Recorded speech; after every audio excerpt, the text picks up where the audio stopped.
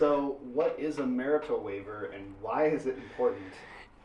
Your spouse has rights to property that you own. If you're an investor or bringing a property that's going to be outside of the marriage, or I see it sometimes when people have a family trust and they're purchasing a house through the trust, and it's meant specifically for that child, the spouse needs to sign a marital waiver saying, I have no interest in this property. I have no legal claim to it. So it's important to do. Well, ultimately, you get a divorce, but it can affect refinancing or selling the property if the spouse isn't involved in that transaction. So sometimes with investors, it's a little more popular because they're selling properties and then not having to involve another signer on all those documents. You're not bringing commingled funds or marriage funds into it. A marital waiver will be just signing away any interest in the property, any legal right to it. So we see it happen pretty often. Easy document to execute. You know, a lot of it's not like, hey, I'm going to get a divorce, and no one ultimately thinks that when they're doing it, but they're just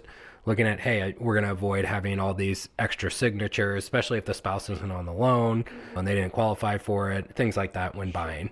So, is it kind of like a prenup for your property? Yeah, that's kind of how I look at it a little bit when you really get down to it. Yes, but you don't necessarily want to tell spouse that. That's where it's most commonly seen is investment properties, family trust, buying a home. Yeah. Or if they're not on the loan, the spouse really just doesn't want to have to deal with signing all these things, so they just have to execute that marital waiver. And that is a notarized document in front of a notary, signing that and getting it notarized. Mm-hmm.